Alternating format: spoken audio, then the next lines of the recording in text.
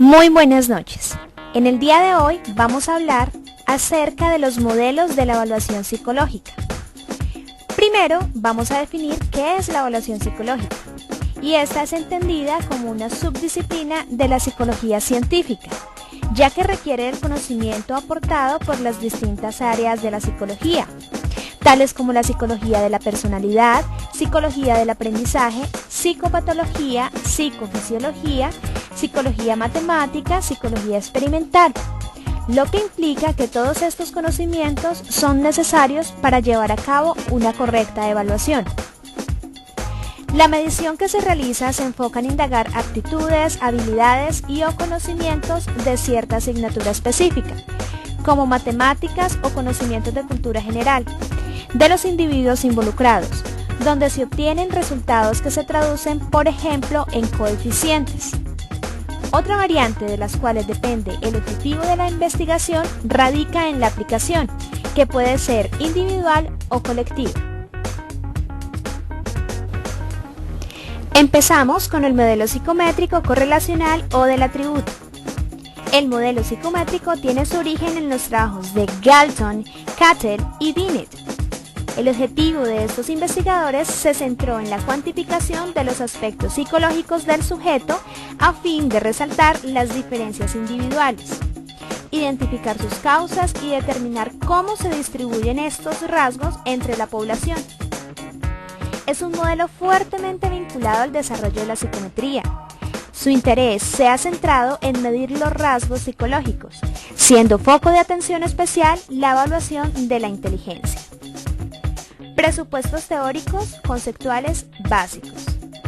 La conducta se explica en función de variables internas, personales o también denominadas intrapsíquicas. Tales constructos pueden denominarse como capacidades, atributos, rasgos que explican y determinan la conducta del sujeto. La conducta se considera una manifestación indirecta de estos constructos internos que no son medibles de forma directa. Las respuestas se interpretan como signos de la variable que se intenta analizar. Estos constructos internos dan consistencia y estabilidad al comportamiento a lo largo del tiempo y las distintas situaciones.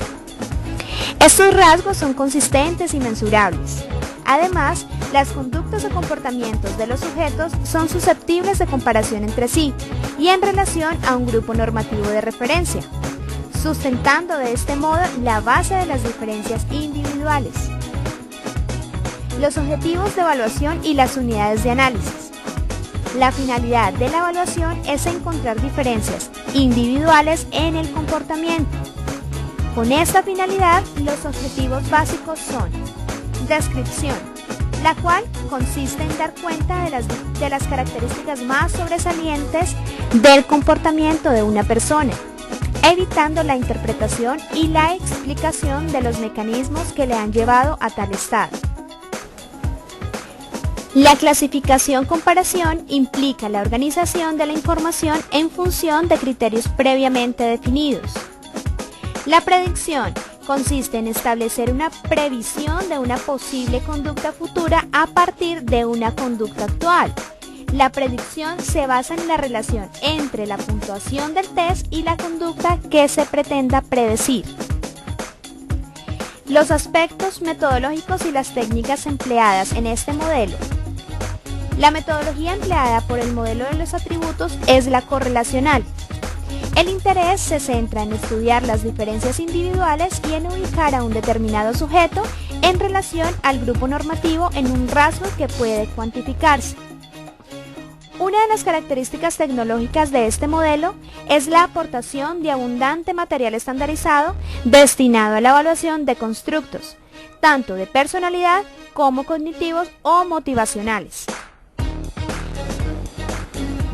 Entre las técnicas han gozado de máxima difusión en el área de la personalidad el cuestionario factorial de personalidad 16PF, el inventario de personalidad de Eysen y el inventario multifásico de personalidad de Minnesota. Los ámbitos de aplicación. Los ámbitos de aplicación de este modelo han sido el escolar y el industrial. con funciones de selección de personal, consejo educacional, evaluación del rendimiento o clima del trabajo. También es frecuente trabajar en el ámbito clínico, con la finalidad de establecer diagnósticos diferenciales y para controlar el proceso de tratamiento. Los debates que se han generado en torno al modelo. Las críticas de este modelo que este modelo ha recibido se centran tanto en aspectos metodológicos, estructura de la tarea, importancia para el sujeto, tendencia a respuestas deseables, como teóricos, relación escasa entre predicción, tratamiento, escaso valor explicativo del comportamiento. Continuamos con el modelo médico-psiquiatra. El modelo nace de la psicología clínica entre la Primera y Segunda Guerra Mundial y cobra un rápido desarrollo a consecuencia del incremento en las necesidades de evaluación clínica por efecto de ambas guerras. Presupuestos teóricos y conceptuales básicos. Desde este modelo se entiende el comportamiento observable como signo. Los síntomas observables y los datos de los test se consideran indicadores que permiten caracterizar los procesos psicopatológicos subyacentes. Los determinantes de la conducta son de naturaleza intrapsíquica, es decir, se tiende a considerar más las causas biológicas o intrapsíquicas que las socioambientales. Los objetivos de evaluación y las unidades de análisis de este modelo es que el diagnóstico se realiza con la finalidad de clasificar en función del trastorno para aplicar posteriormente un tratamiento, teniendo por objetivo los siguientes: conocer el grado de afectación del sujeto, detectar factores etiológicos, histórico-biográficos, diferenciar trastornos orgánicos y funcionales, y por último, determinar el curso que ha seguido el proceso psicopatológico para poder intervenir. Los aspectos metodológicos y técnicas utilizadas. Desde el modelo médico se emplean fundamentalmente test. A través de tales pruebas se pretende conocer la posición que tiene un sujeto respecto a un grupo de referencia normativo en el atributo objeto del examen. Los métodos y las técnicas de evaluación utilizadas son múltiples: observaciones, pruebas psicométricas, técnicas proyectivas y pruebas subjetivas, en base a cuyos datos se realiza el diagnóstico diferencial. Los ámbitos de aplicación y los debates que se han generado en torno al modelo. Crítica al modelo médico de enfermedad que subyace y su extrapolación al ámbito de la conducta. La causalidad psicológica muestra un gran nivel de complejidad, donde se integran factores biológicos y socioambientales a través de la mediación cognitiva. Otra de las críticas, el rechazo a las nosologías psicopatológicas, está en periodo de revisión aún. Seguimos con el modelo psicoanalítico. Los orígenes de este modelo yacen desde la perspectiva psicoanalítica, donde los presupuestos sustentados por el modelo de Freud sobre la personalidad y en el campo de la psicopatología en los trabajos pioneros de Charcot y Janet. Este enfoque surge en un momento en que el auge se centraba en el descubrimiento de las causas orgánicas de las enfermedades mentales. Los presupuestos básicos de este enfoque más frecuentemente señalados son: la conducta es considerada como síntoma. Es una manifestación externa de un conflicto intrapsíquico que se origina por la lucha entre tres instancias psíquicas: el ello, el yo y el superyo, que actúan según diferentes procesos: inconsciente, preconsciente y consciente. La conducta es fruto de las pulsiones internas que han determinado la estructura de la personalidad. Esta se ha ido gestando a lo largo del desarrollo infantil. El conflicto intrapsíquico se origina en la lucha entre impulsos inconscientes y deseos conscientes, es decir, entre las demandas provenientes de uno mismo y las exigencias sociales. El desarrollo de la personalidad es visto desde un enfoque evolutivo. Freud concreta una serie de estadios del desarrollo ligados a necesidades biológicas primarias del individuo y en sus inicios, a las distintas zonas erógenas que las hacen factibles. Desde su punto de vista, el desarrollo pasa por etapas sucesivas ordenadas cronológicamente. Los objetivos de evaluación y unidades de análisis. La finalidad de la evaluación es el análisis de la estructura intrapsíquica de la persona, entendida como la resultante del equilibrio dinámico entre sus distintas instancias, ello, yo y superyo, como se los mencionaba anteriormente. El peso específico de sus elementos, consciente, inconsciente y preconsciente, y la eficacia de los mecanismos de defensa con los que cuenta el individuo.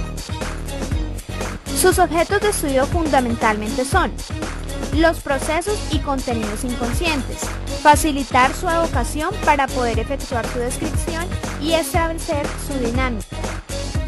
La descripción de la estructura psíquica, en particular del yo, a través de la valoración de su fuerza y de los recursos defensivos a su servicio. La valoración de la accesibilidad del sujeto al tratamiento psicoanalítico.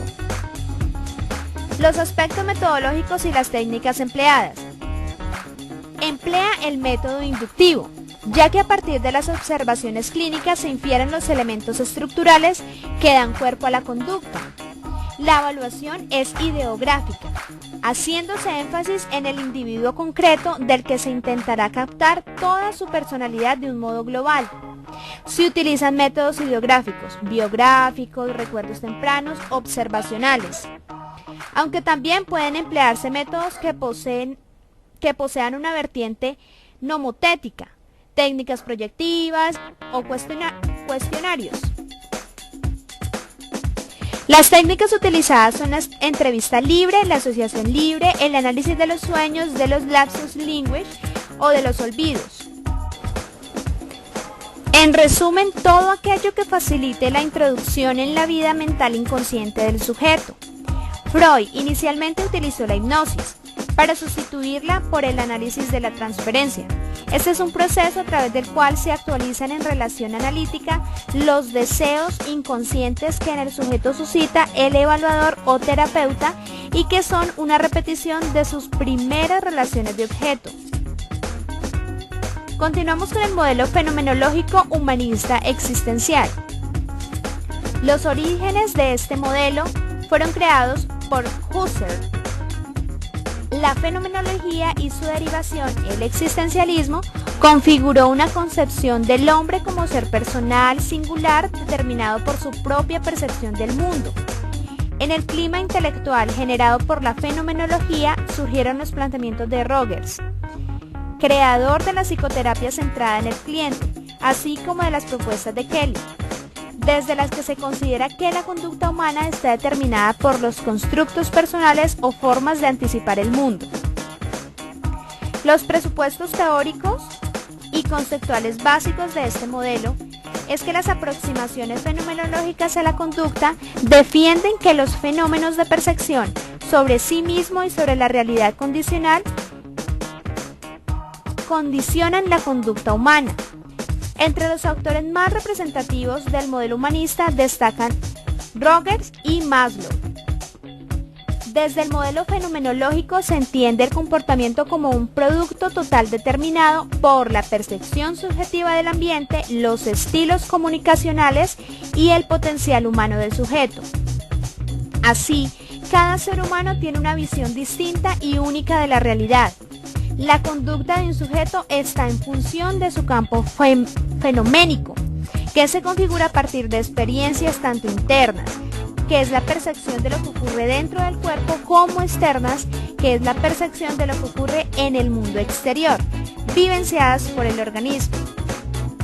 Los objetivos de evaluación y análisis de este modelo. En este marco teórico no hay evaluación psicológica ni proceso diagnóstico. Aquí el evaluador y el terapeuta se confunden en una única función que tiene más de comprensiva y empática que de evaluadora. No se acepta el medir las cualidades del sujeto ni se acepta el categorizarle a un grupo determinado, porque solo el individuo en cuestión se conoce suficientemente a sí mismo y porque todo sistema de categorías es inútil y absurdo. Se rompe además con el tradicional rol asimétrico que separa el evaluador del evaluado. Los objetos de estudio más característicos son la autopercepción, el autoconcepto, la percepción de los otros y del ambiente, las estrategias personales de resolución de problemas, la evaluación de la tendencia a la autorrealización, del potencial humano y de la motivación de crecimiento. Aspectos metodológicos y técnicas empleadas. La técnica utilizada por Rogers es la inferencial, intuitiva, mediante la cual, a partir de las verbalizaciones que realiza el sujeto, se intenta captar su mundo interno. Las técnicas más características con las que se basan en la observación y la autoobservación. Otra técnica es la entrevista libre, siendo el sujeto el que decide qué, cuándo y cómo hablar. El evaluador terapeuta se limitará a escuchar y potenciar un proceso de introspección. Otro grupo de técnicas empleadas preferentemente por este enfoque son las subjetivas. Las técnicas como la técnica de clasificación Q de Stephenson, el diferencial semántico, el test de los constructos personales y las listas de adjetivos han sido utilizadas ampliamente.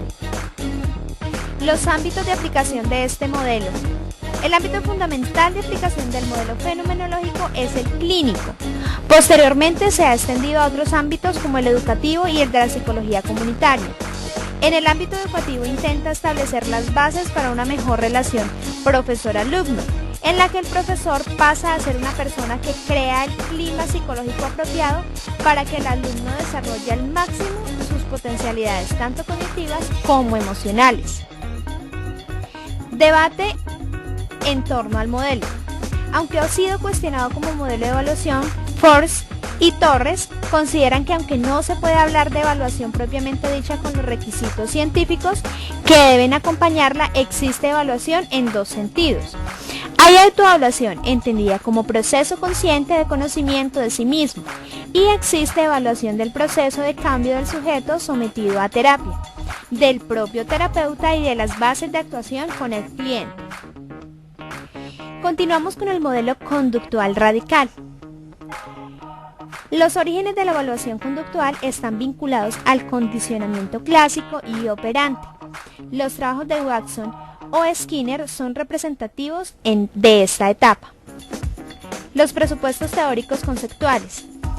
En este enfoque se acepta únicamente como núcleo de análisis la conducta directamente observable, explicable por fenómenos de asociación entre estímulos y respuestas.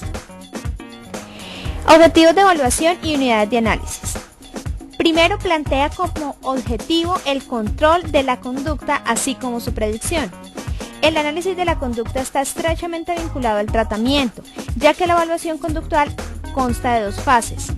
La de pretratamiento, en que se establece la línea base y las relaciones de la conducta con las variables que la controlan o mantienen, y la de posttratamiento, en la que se evalúa el cambio por efecto de la intervención. La conducta es entendida como muestra representativa del repertorio conductual que cada sujeto posee y debe ser explicada sin recurrir a constructos hipotéticos. Los aspectos metodológicos y las técnicas empleadas. La observación tiene como característica el rigor en la cuantificación de los datos, como primer paso hacia la identificación de condiciones que provocan o mantienen la conducta. La experimentación se centra en la comprobación mediante manipulación de las variables independientes identificadas, de los efectos que tales cambios producen en la conducta del sujeto. Los ámbitos de aplicación comenzaron en el laboratorio, pero posteriormente se extendió a situaciones clínicas para el tratamiento de fobias, educativas para prerequisitos conductuales para establecer determinados aprendizajes. Debate en torno al modelo. Este modelo se ha calificado como reduccionista porque elimina los procesos mentales superiores, pensamientos, imaginación, creatividad, como objeto de estudio. Por otra parte, y como elemento positivo del enfoque, se puede subrayar la importancia que otorgaron las condiciones ambientales como determinantes de la conducta. Continuamos con el modelo mediacional. Los orígenes del enfoque se vinculan a Hull, Tolman y Gutiérrez, Pese a que las variables situacionales siguen siendo consideradas de gran importancia en la determinación de la conducta, estos autores opinan que su influencia está mediatizada por una serie de factores intermedios. Presupuestos teóricos y conceptuales básicos. El conductismo mediacional se interesa por los procesos mediacionales, es decir, por los procesos mentales que pueden ser descritos como respuestas encubiertas que confieren gran complejidad a la conducta. Objetivos de evaluación y unidades de análisis. El objetivo primordial de la evaluación desde estos enfoques mediacionales es el de predecir, instaurar, modificar o cambiar la conducta, es decir, controlarla. El enfoque mediacional amplía las unidades de análisis con respecto al conductismo radical. Bandura elige como unidades básicas de análisis el efecto que producen las variables independientes, influencias externas o eventos en las variables cognitivas mediacionales y cómo éstas repercuten en la conducta posterior. Aspectos metodológicos y técnicas empleadas. La ampliación de las variables de análisis variable cognitivo-emocional trae consigo la aceptación del uso de los autoinformes verbales como medio de acceder al conocimiento de las expectativas y al valor del esfuerzo. Se produce una gran elaboración de cuestionarios referidos a temáticas muy diversas. Los ámbitos de aplicación es eminentemente clínico. El debate en torno al modelo es que recibe las críticas de los conductistas radicales, los cuales llaman la atención sobre el sesgo que introduce al aceptar la medida de variables no directamente observables. Seguimos con el modelo conductual cognitivo. Orígenes del modelo. Los enfoques mediacionales abrieron al conductismo radical a procesos intermediarios entre el estímulo y la respuesta, dando lugar al movimiento conductual cognitivo, cuyo interés era el estudio de los procesos encubiertos, especialmente de orden cognitivo, aquello que siente o piensa un individuo. Pese a todo, hay que señalar que en la práctica lo cognitivo quedaba reducido a lo expresado verbalmente por cualquier persona. Autores representantes de esta concepción son Ellis, Mahanoy, Menshikawan y Bandura. Presupuestos teóricos y conceptuales básicos. El núcleo conceptual básico se centra en la importancia dada a los procesos cognitivos en el desarrollo, mantenimiento y modificación de conducta, admitiéndose una interacción recíproca entre las variables del ambiente, las de organismo y la propia conducta. El ambiente quedará relativizado adoptando una doble dimensión, una como ambiente real y otra como ambiente percibido. Los objetivos de evaluación y unidades de análisis. Se centran en identificar los pensamientos irracionales a peculiar interpretación del medio que realiza un individuo, la escasez de expectativas, autoverbalizaciones y autoinstrucciones o el tipo de estrategias que posee para enfrentarse a situaciones problemáticas. En síntesis, se trata de analizar qué variable de tipo interno subjetiva está controlando la conducta del sujeto. Aspectos metodológicos y técnicas empleadas. La observación directa de la conducta en su medio natural sigue siendo la técnica metodológica por excelencia, pero además se han incrementado diversas técnicas evaluativas para analizar los pensamientos internos, autoinformes y técnicas de autorregistro. Los ámbitos de aplicación han sido prioritariamente clínicos, pero también tiene aplicabilidad en otros como el escolar, industrial o la evaluación de ambientes. Las críticas que se han formulado son tanto conceptuales como metodológicas. Una crítica de tipo conceptual se basa en el concepto de cognición, donde no se llega a especificar qué se entiende por eventos cognitivos ni el proceso por el cual se adquiere. En los aspectos metodológicos se ha planteado la endeblez metodológica a la hora de evaluar los constructos internos. Modelo cognitivo. Los orígenes del modelo surgen hacia los años 50 cuando se cristalizó el surgimiento de un nuevo enfoque, el cognitivismo o psicología cognitiva. En general, se acepta que la psicología cognitiva es el estudio de la conducta desde la perspectiva cognitiva. Asimismo, ha sido definida como la de su disciplina de la psicología que estudia los procesos de alto nivel, tales como percepción, memoria, pensamiento, toma de decisiones. Aquí se considera a la persona como un agente activo. Se considera que la conducta está influida por una serie de procesos y estructuras mentales internas y no se niega la importancia del aprendizaje, pero se admite cierto potencial biológico, así como una cierta independencia del funcionamiento cognitivo con respecto a las variables del ambiente. Los objetivos de evaluación y unidades de análisis de la psicología cognitiva es el conocimiento de los procesos cognitivos que median sobre la conducta. En un sentido estricto hace referencia al conjunto de los procesos cognitivos y en un sentido amplio a qué papel juegan estos en la determinación de la conducta. El objetivo básico es conocer cómo piensa el ser humano. Los aspectos metodológicos y técnicas empleadas.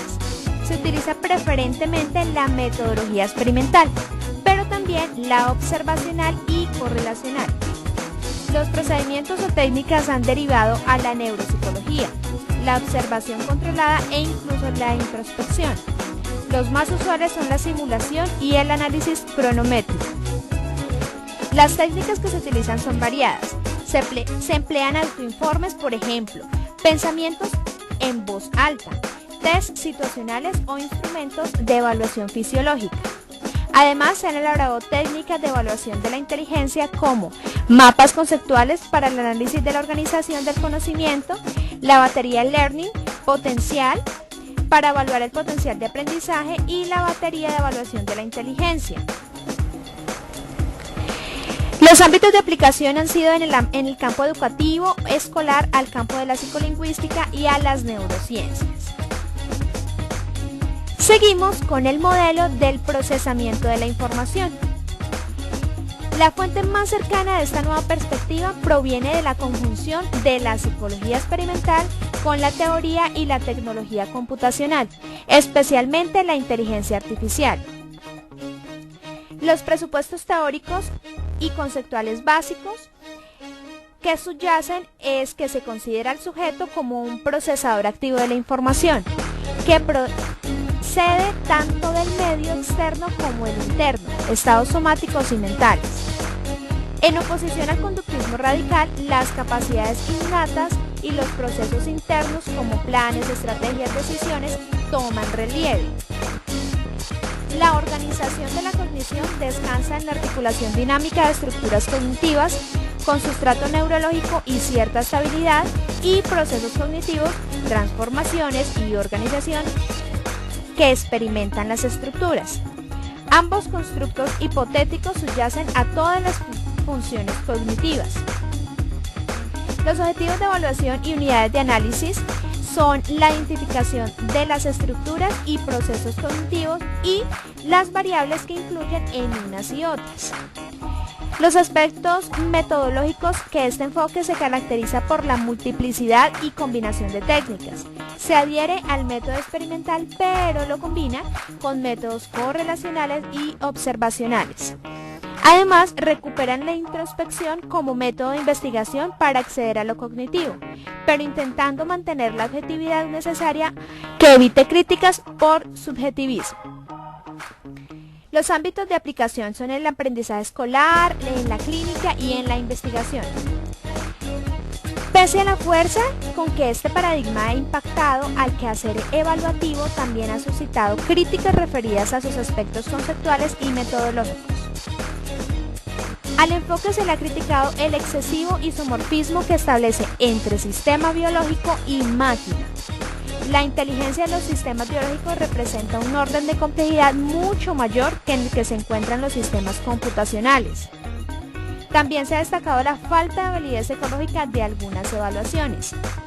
No se ha logrado establecer un marco teórico unificado que agrupe la enorme cantidad de datos dispersos de investigaciones que ahora poseemos. Las técnicas se utilizan con la finalidad de evaluar procesos, sin embargo, varios investigadores señalan la dificultad de evaluar muchos de los procesos subyacentes a una tarea debido a que pueden ser inaccesibles al propio sujeto y por ello no puede dar información de los mismos mediante los autoinformes. Esto ha sido todo por hoy. Espero haya sido de un gran aprendizaje esta información. Podemos encontrarnos en otra ocasión. Muchísimas gracias por la atención prestada y espero este instrumento les sirva. Muchas gracias.